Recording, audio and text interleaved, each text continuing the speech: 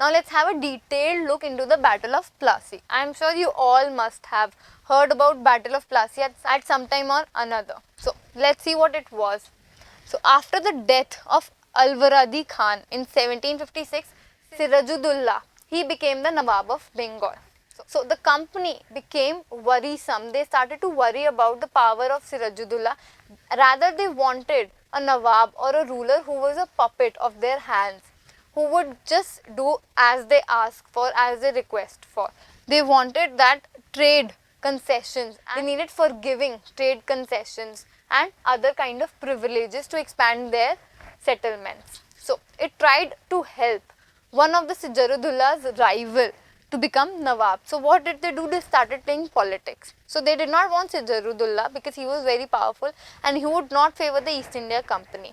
Rather, what they did was they started to pair up with the rival of Sirajuddaulah and wanted him to become Nawab because he would play puppets of their hand. Angered, Sirajuddaulah asked the company to stop meddling in the political affairs of the subcontinent and of his dominion and stop the fortification and pay the revenues. So of course Sirajuddaulah was angered because it was not Britishers and the East Indian Company's place to actually meddle in between and play politics. So he asked them to pay revenues and stop fortification at all. So let's have a look at Battle of Plassey. Here you can see an image from the Battle of Plassey.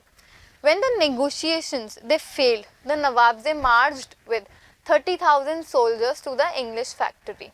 When all type of negotiations, diplomatic talks, it all failed, the Nawabs they marched with 30,000 soldiers to an English factory which is located in the Qasim Bazaar, and they captured the company officials. So it kind of started, a violent streak started, and it started by the Nawabs because they were so agitated that the company was not paying taxes, not paying the revenue, and they were building and expanding their settlements. So agitated by this, they went and marched with 30,000 soldiers to the English factory which is located in Qasim Bazaar. And what did they do there? They captured the company officials. So he locked the warehouse, disarmed all Englishmen and blocked English ships.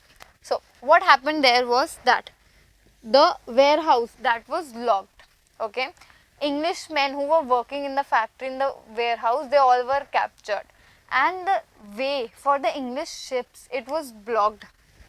So yeah. So after this he marched to Calcutta to establish control over the company's fort. So what did the Nawab do? So he marched to Calcutta in order to gain the control of the company fort as well. So when this news spread across Calcutta, the company officials in Madras, they sent their forces under the command of Robert Clive. So of course the company was not going to sit and watch what was happening in Bengal. After the news of Calcutta spread across the continent, the company officials in Madras, they sent their army and their forces under the command of Robert Clive. Though these forces, they were reinforced by naval fleets. So the British Navy and the naval fleets were there. These forces, they were reinforced with the help of the naval fleets. So at the same time, there were a lot of negotiations and diplomatic talks that were still going on with the Nawabs. Finally, in 1757, the Robert Clive, the company's army against Sirajuddaulah at Plassey. So apart from all the negotiations, talks, etc., finally when no perfect solution was found, in 1757, Robert Clive sent and he led the company's army against Sirajuddaulah and at the place of Plassey. The English East Indian Company's forces were led by Robert Clive, whereas Sirajuddaullah's forces were led by Mir Jafar. So his commanders who deceived and never fought the battle. So there was a lot of agitation among and between the army of Sirajuddaulah. So within the army there were traitors. There were commanders and people who deceived him and did not ever fought that battle, which led to the decline of Sirajuddaullah's rule in Bengal. So Hence, Nawab was defeated and Mir Jafar was made the Nawab. So, since there was a lot of deception involved, Mir Jafar took the place of Nawab and he played puppet through the hands of the East Indian Company. So, Robert Clive, he managed to secure Mir Jafar's support, okay, and promised to make him Nawab after defeating Sirajuddaulah. So, what did Robert Clive do? He sided with Mir Jafar, the commander-in-chief of Sirajuddaullah's army, and he promised that if he defeats Sirajuddaulah, he will become the next Nawab after him, and that is what happened. So, after that, it was widely believed that the mercantile East India Company was having territorial ambitions in India as well. So, it was not only restrained to the trade now.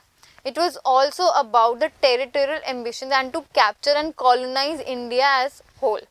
Robert Clive wrote to explain that it is not difficult to possess the rich kingdoms of India. He also clarified that East India Company may not be able to take full advantage of the situation due to some or the other reasons. So, Mir Jafar was Sirajuddaullah's commander who sided with British in the Battle of Plassey and did not fight at all. Rather, he sided with the Britishers and he was the reason for the defeat of Sirajuddaulah. He was made the Nawab of Bengal after Sirajuddaullah's defeat. His relation with the British. So, now, what was the relation between Mir Jafar and the British East India Company? So, later the relations soured. So, as they started as buddies or friends, they sided with each other in the Battle of Plassey. But later on, gradually, the relations they soured. So, Then after that, as the relations soured, Mir Qasim was installed as Nawab. So, after Mir Jafar, Mir Qasim was installed as Nawab. He in turn was defeated in Battle of Buxar and Mir Jafar was reinstated. So, after that, there was a Battle of Buxar between Mir Jafar and Mir Qasim, and later on again Mir Jafar was reinstated as the Nawab of Bengal. He still remained the puppet in the hands of Britishers till his death in 1765. So, after the defeat of Plassey, Sirajuddaulah was assassinated, he was killed, he was murdered. Mir Jafar was made Nawab. The company, the East India Company, it expressed all kind of unwillingness and responsibility towards the occurrence of Battle of Plassey.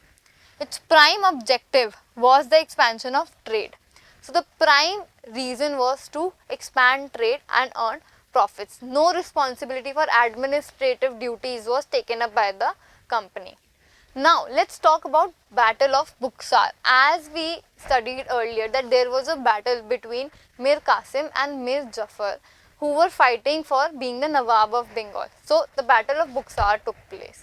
So, let's have a look what was it about and what were the results of this battle. So, Mir Qasim was defeated at the Battle of Buxar, which sealed the face of India. So, after the defeat of Mir Qasim, that sealed the fate of India at the hands of the Nawabs of Bengal and the East India Company. The new Nawab, or I would say the old new Nawab, because Mir Jafar was already Nawab. So, Mir Jafar has to pay 5 lakh. Okay. So, Mir Jafar, he had to pay 5 lakh every month to the Britishers. Okay. So, instead of taking revenue by the East India Company, the Nawab started to pay the company. And the company had right to trade freely. They were given the right to trade freely because he was acting as the puppet of the East India Company. So, after Mir Jafar's death, the company got the Diwani rights. We will study about Diwani system in the later chapters of our book. So, we will study about Diwani rights in the later chapters of the book. But you need to understand that after Mir Jafar's death, the company officials, the governors, they got Diwani rights and they started to collect revenue from the local and native people and the provinces of Bengal. So, this is important to note. So, here is an image of Battle of Plassey.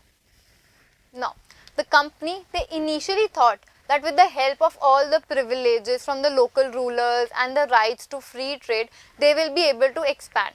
But by the time Mir Jafar died in 1765, they realized that they must also conquer to expand the trade. It was not just the trade rights or the free trade that was helping them. They needed to expand and conquer in terms of settlements and land also. So, here as you can see, this is a general courtroom east. So, here all the governors, officials are sitting and they make policies and discuss strategies. So, India House. This is India House, which is located in the Lendal Street, the court of proprietors of the East India Company.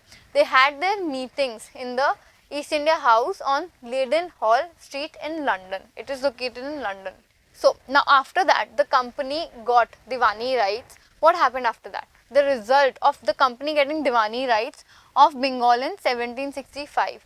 So, as per the Diwani rights, the company was allowed to collect vast income and revenue from the province of Bengal. So, they could actually collect revenue in place of zamindars from the cultivators, producers, weavers, craftsmen, etc.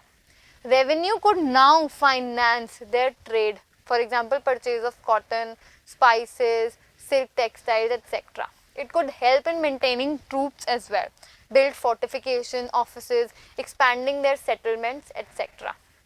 So, in 1765, Diwani right to the company benefited the company extremely. They could collect revenue, taxes, etc. from zamindars and others. Thus, it began to get finances to meet their expenditure for trade, etc. Now, let's have a look at the promise of riches. So, the territorial ambitions of the mercantile East India Company were viewed with distrust. So, nobody was trusting the East India Company in terms of their ambitions, and they doubt in England. After the Battle of Plassey, so Robert Clive wrote to William Pitt, one of the principal secretaries of the state to English monarch, on 7 January 1759 from Calcutta. So, let's have a look at what he wrote. But so large a sovereignty may possibly be an object too extensive for a mercantile company. I flatter myself that there will be little or no difficulty in obtaining the absolute possession of these rich kingdoms. Now I leave you to judge whether an income yearly of 2 million sterling, sterling was the currency of Europe at that time, with the possession of 3 provinces be an object deserving the public attention. So, they were able to make 2 million sterling of an yearly income, of an annual income just through 3 villages. So, the Nawab complaints. Second such document that we have is a complaint from a Nawab. In 1733, the Nawab of Bengal said this about the English traders. When they first came into the country, they petitioned to then government in a humble manner for liberty to purchase a spot of ground to build a factory, which was no sooner granted, but they built a strong fort instead, surrounded it with a ditch which has communication with the river, and mounted a great number of guns upon the walls. They have enticed several merchants, traders and others to go and take protection under them, and they collect a revenue which amounts to rupees 1 lakh. They rob and plunder and carry great number of kings' subjects of both sexes into slavery into their own country. So, soon as initially as they came, they were quite humble because they needed the permission to trade. But gradually in this text we see how the power of the company rose.